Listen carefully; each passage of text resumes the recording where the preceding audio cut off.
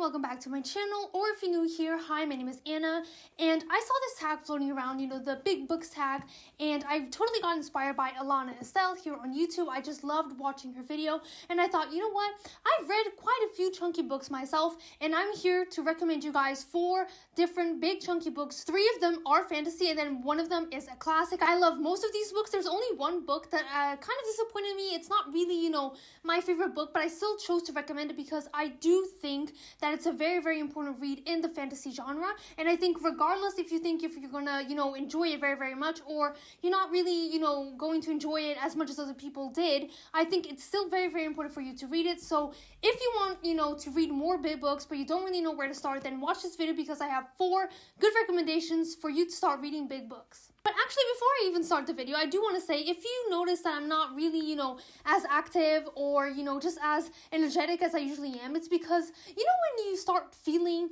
like just that creepy feeling that you're about to get sick, that's what I'm feeling, okay? That's literally what I'm feeling. My throat is a little bit sore. My body today is starting to ache, and I just don't like it, okay? I just do not like it one bit. I hate being sick. I think, everyone hates being sick, and side rant, I'm one of those people that I do not take medication for the life of me, I'm the type of person that is just, okay, either natural selection is going to kill me, or I'm just going to survive this. I rarely take medication. I only do when, it's really, really bad and I have stuff to do. And this time, actually, I immediately took medication. And you're wondering, why? Because I actually have an anime convention this weekend, and I am not missing this, okay? I am not missing this anime convention by anything, and I am not going to go there feeling really, really sick, okay? That is just not an option. I want to enjoy my time there, okay? It's just once a year. It's just 2 days, once a year. I absolutely love going to that anime convention. This is my 4th year going. It's just amazing. The community, just the vibes, everything is immaculate. So no, I'm not going to be getting sick. So that's why I've been starting to take medication. But I just wanted to let you know that if you don't really see me as energetic, it's because everything hurts. But back to the big book challenge, the first book that I want to recommend to you guys, and this one is the classic. It has to be The Count of Monte Cristo by Alexandre Dumas. It's amazing, okay? I chose books over 800 pages, and I think the version that I have is almost 900 pages, and just look at it, okay? I know the cover is disgusting, but yep, it's just amazing. It's just, this book, absolutely stunning. This is a masterpiece, and this literally is my favorite classic of all time. Now, I'm not really, a classics reader, so I don't read that many classics, and actually, this was the first ever classic that I read, that was a mandatory by school, so this one was the first classic that I read by my own choice, and I absolutely love this. This is amazing. And in this book, we follow a young man named Monte. He's 19 years old, and everything in his life is just going really, really well. He's about to marry the love of his life. He's about to be a captain of the ship, and he just absolutely loves his job, and the fact that he's being promoted, it's even better because it means, more pay, which means that he's going to provide, a better life for his wife and his father because his father is terribly sick, and he does take care of him. So everything basically is just going well for Monte, and then you have 3 bitches, okay? Just 3 of his so-called friends that are so jealous of him that what they decide to do is something horrific. They decide to blame him for a crime that he has not committed. And for you to understand why he went to jail in the first place, you do have to understand the context of this book. So this is in France, and I think it's during the Napoleonic Wars. It's during Napoleon, and they accuse Alexandre Dumas of supporting Napoleon. Exactly. So basically being against the king at that time. So he's put in jail, and he's in jail for 14 years until he finally finds a way to escape. And not only does he escapes in a good way because his cellmate was actually rich. And none of the guards believed his cellmate. He kept saying, like, oh, I'm so rich, like, please go to this island, bring me this money, I'll pay my way out of here. And the guards were like, yeah, sure, of course you do, of course you have a treasure. But he actually does. He literally actually does. And because he's never going to see the light of day, because he's so fragile and he's just close to dying, he tells Dante, run away. Use the tunnel that I've built with my own 2 hands and run away and escape. And he actually does that. And of course, we do have an epic revenge tale because Edmond Dantes, with the riches that his cellmate left him, is going to avenge himself. Like, he's just going to destroy the lives of the 3 people that put him in jail, and it's just absolutely stunning because, of course, the writing is exquisite. It's just amazing. That's why it's a classic. But also just how all of the plot lines and all of the characters intertwine. It's actually insane because most of the times Alexandre Dumas does not tell you who is who. So you don't really understand who this character is, why we're following this point of view, but then you start to get a few clues and you're like, oh my god, this is that person. This is that one person. They're doing so well in their lives. And Dante is just going to ruin them all. And he does call himself the Count of Monte Cristo. That's why it's the title. But I would highly, highly recommend this book because it's just, like I said, it's such an epic quest of revenge. And I have not read, a revenge story as good as this one because Alexandre Dumas just weaves in all of the plot lines, all the narratives, all of the characters. Every single plot twist is amazing. And look at how much I annotated it. Like, I absolutely love this book. It's just so freaking good. And of course, it's a classic for a reason, but this is a masterpiece to me. I have not read a classic as good as this one. And this will always be my favorite of the classics for a very, very long time, in my opinion. So if you have not read The Count of Monte Cristo, please do. I know it's intimidating. It is a very, very big book. But I'm telling you, you will not regret it. And now going to all of the fantasy books, I do, of course, nobody is going to be shocked by this, have to recommend A Game of Thrones by George R. R. Martin. Now, I started A Song of Ice and Fire this year in the beginning of January, and this book I think is a little bit more than 800 pages. I don't think it gets to 900, but it's just amazing, okay? What can I say? I don't know if I want to, tell the story because I think everyone knows the story at this point, but we do follow, the Stark family. In my opinion, in the Game of Thrones, we do follow other families, but in my opinion, the Stark family in the first book is, the main plot point, and you have 7 kingdoms, and they are all ruled by one unique throne, which is the Iron Throne, and you do have a Game of Thrones. So basically, a lot of these families, a lot of these kingdoms are always trying to find a way to rule the 7 kingdoms. They always try to find a way to get to that Iron Throne, and the current king, which his name is Robert, I think it's Robert. Some things are happening in King's Landing. Some things are happening in his court, and the only person that he can trust is his good old friend Ned Stark. So he invites Ned Stark to be his hand. So basically his right counselor to help him make the decisions because he's the only person that Robert can trust. Ned is the only person that Robert can trust because he is so honorable. He will never stab anyone in the back. And that quickly becomes frustrating in the entire story because you're just like, Ned, please do something. Like, do not tell these people these secrets. And this is where the story unravels because Ned gets to King's Landing and he quickly realizes Robert is surrounded by snakes. Robert is surrounded by people that do not want the good of the kingdom. They only want to serve their own interests. And Robert is actually at danger of his life. And a lot, transpires from there. I'm not going to say more, but just the world building is amazing. I just absolutely love the 7 Kingdoms. I love what George R. R. Martin built. Everything just feels so detailed and really magical.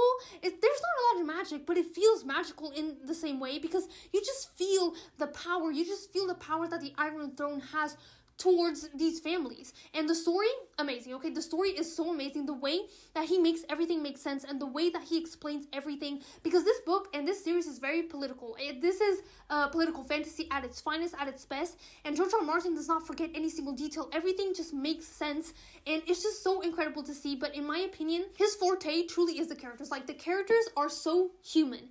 You can definitely understand their flaws, their characteristics, and not only that, but they have such distinct personalities that you don't even need their names, when a new chapter starts. If the chapter didn't say Tyrion, I would absolutely know Tyrion is talking because of the way that he talks, the way that he moves, the way that, he gestures, just everything. Everything is just so unique about each character, and you can just distinguish them so easily, and I absolutely love that. And of course, every single one of them is morally gray. It's so hard for you to say, I don't like this character, or it's so hard for you to say, this character is evil, there's no good in them, because that is just simply not true. A lot of people are complex. As humans, we are just not one-dimensional, and George R. R. Martin can truly, capture that in these books. And although, for example, I don't like Cersei that much, I can totally see she's not a bad person. Like, she's not a horrible person. She's doing whatever she can to, stay in power and to keep her son safe because one of her children has died. So it's just, all of it is just so complex, and I absolutely love that. So please, if you have not read A Song of Ice and Fire, please do. I know you've probably watched the show. I actually haven't, which is kind of insane, and I'm glad I didn't because reading all of this for the first time is amazing. But please still read A Song of Ice and Fire. It's just amazing, and there's a lot of things that were not, said in the show, that were not put in the show. So please read it. And I also know that George R. R. Martin is probably and most likely not going to finish this anytime soon, but still, please read it. You're not going to regret it. This is a masterpiece and a classic fantasy read for a reason. And of course, I also couldn't talk about chunky fantasy books without including The Way of Kings by Brandon Sanderson. Now, this book, amazing, okay? This is probably one of the best, fantasy books that starts a fantasy series. I don't know if I, said that, very well, but what I'm trying to say is this is one of the best first books in an entire fantasy series, in my opinion.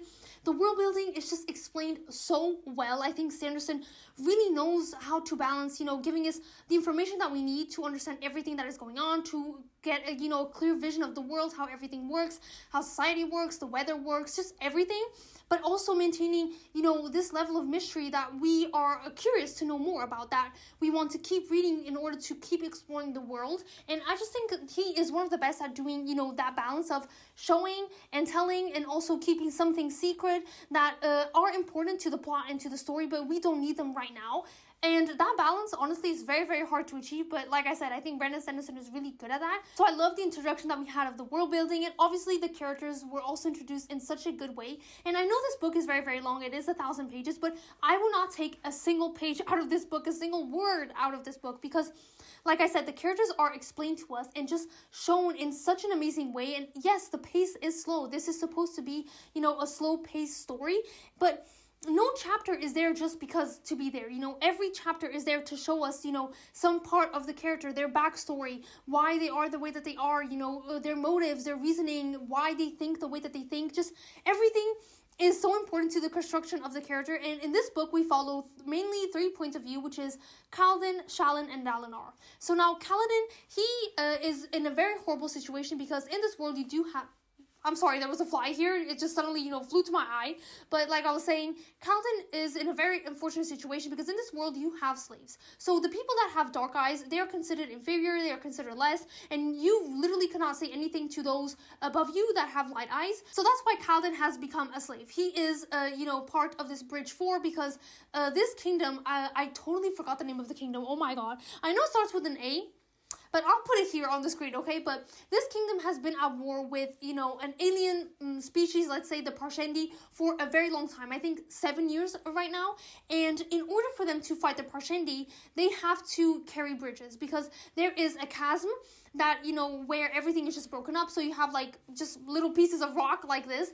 And in order for you to walk on those chasms and to get there, you need to put bridges in order for you to pass. So basically, Kaladin and the other slaves are the ones that carry these bridges on their shoulders. They have to run towards the Parshendi, put down the bridge, allow the army to pass so they can fight, and then do everything on the way back. The problem is, first of all, it's not an easy job by any means, but not only do they have to carry those heavy bridges in such horrible conditions because, first of all, it's very hot, they barely eat, they barely drink, and they're always working when they're not carrying bridges. So they're always tired. Not only do they have to deal with all of that, they also have to face death.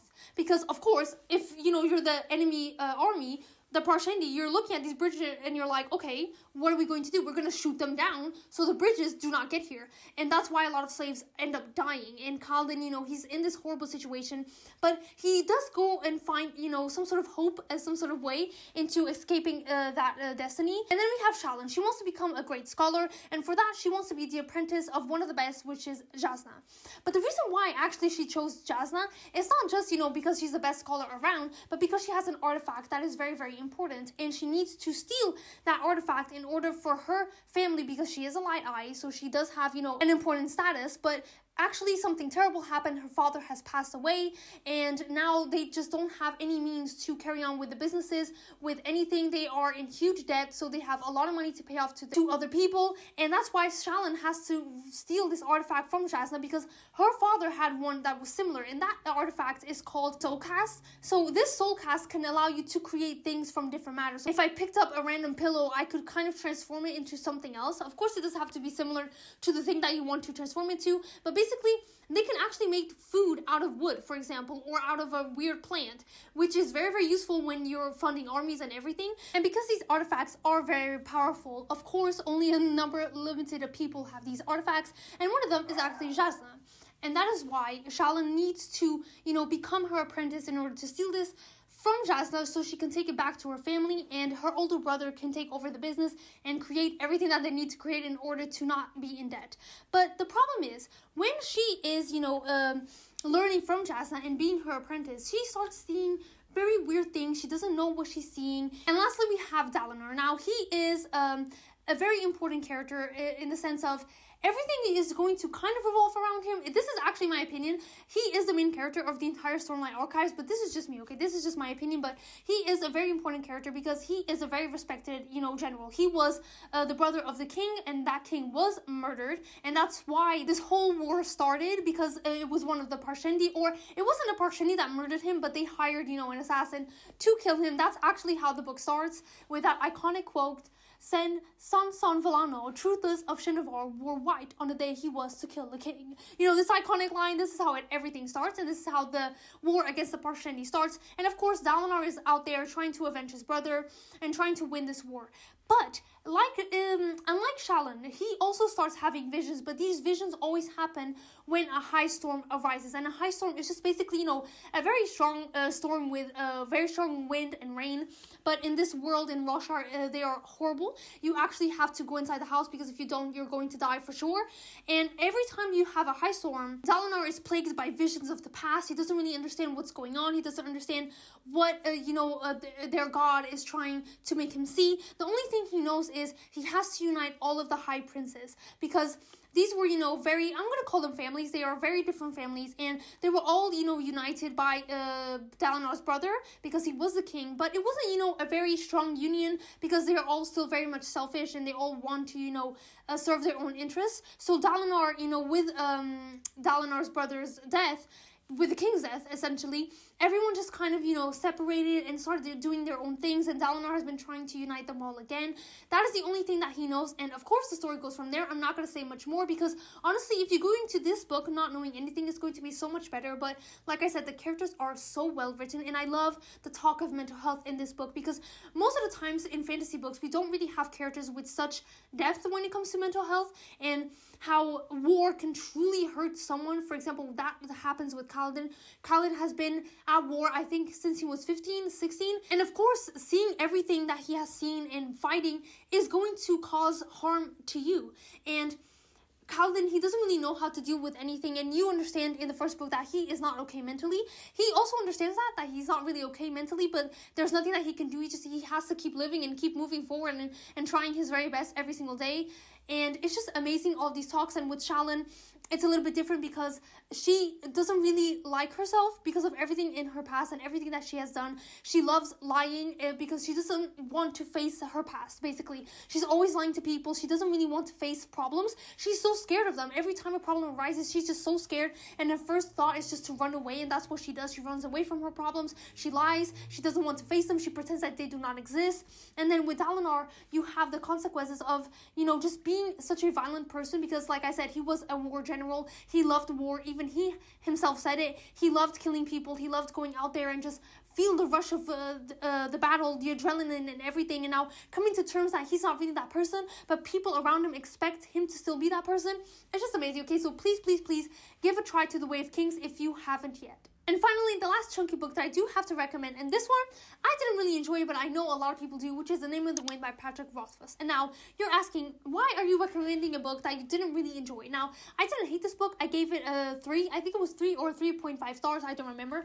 But I do think this is such a classic book right now in the fantasy genre. Of course, it's not a classic yet, but I do highly believe, and I really do believe that it's going to be a classic in the future, because this book is so well written, and that I will never take away from Patrick Rothfuss. His writing, his prose is outstanding. It's amazing the way he describes everything, the cities, the magic, everything just seems so magical. It really seems whimsical, which is so weird because the story doesn't feel that whimsical, but just the way he describes things and the characters and the places and everything is just, it really is outstanding. And I do really love the world building because he took a great care with the world building, how, the academy works. I do love the academic setting, but for me, what didn't really work was Quoth. And just like Viz from The Will of the Many, I think Quoth is very Gary Stu. He knows everything. He learns everything very fast. And it's just, it's annoying. It becomes annoying to me after a while because it's just, do you have any consequences? Do you have any, obstacles, rough paths? Like, of course he does have obstacles, but it's not obstacles that he cannot overcome easily or obstacles that he can actually do something about. It's always stuff out of his control, but it's just like, even at the academy, he had such a easy time learning everything in every single subject. It just became really, really boring very fast. I think Quoth should have had a little bit more flaws when it came to, you know, learning and actually getting away with things, because he did get away with a lot. But another thing that really made me not connect with The Name of the Wind that much was the story, because there's not a story. Like, that is the main issue here. There's not really a plot. The plot is Quoth's life, and you do have dual timelines, because Quoth is telling about his life, so you do have the present and you do have the past.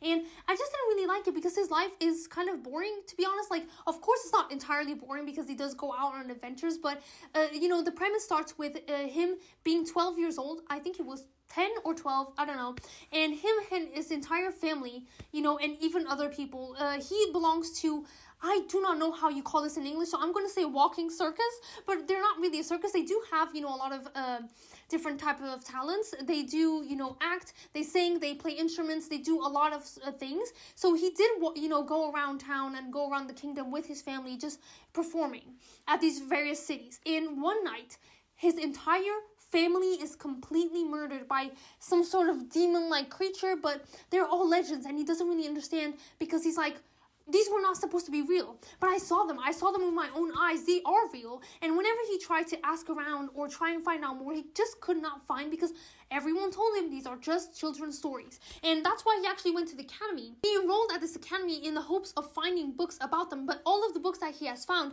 have always been about stories and folklore. It's just nothing, you know, actual sightings that people have seen these demonic creatures. And that is the whole story. But the problem is, you know, and I read the first 2 books, you don't really get anything from that. You know, there's just no retelling of the demons. There's no, like, new information. Everything just seems so open. And I'm just like, but when are we getting to this? Like, everything is just about his life and his life at the academy, his friends, and how he met the love of his life, or the girl that he loves the most. But where are the demons? Like, where are the demon creatures? Like, when are you getting back to this plotline? And I think that's what truly lacked in this book for me.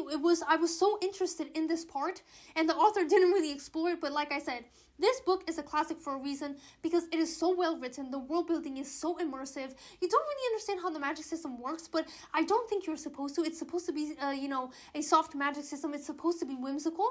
And if you don't mind Gary's 2 characters, and I know a lot of people don't mind Quoth as a character at all, they actually do like him, you're going to enjoy this book, I promise you. And even if you don't really, you know if you're going to love this book, or if you don't know if you're going to love it as much as other people do, like it's going to be a 5-star perfection, still read it, okay? Still read it, because like I said, I think this is going to be a classic fantasy book in the near future. And that is it for this video, guys. These are 4 chunky books I do think you should read. You should give it a try, because I think there's a big, big chance of you liking them. And please, do not be afraid of big books. Big books are amazing. I know they take longer to read, and I know in this day and age, people love ticking off books like, oh my god, I finished this book this week, and I'm reading a book every week, or I'm reading a book every 3 days. And that's why I think people, in my opinion at least, they avoid big chunky books. It's because they take a lot more time to read, and it is intimidating. I do understand that, but please take your time with these books. You can just read a chapter or 2, 3 every single day. You don't have to read and finish these books in less than a month.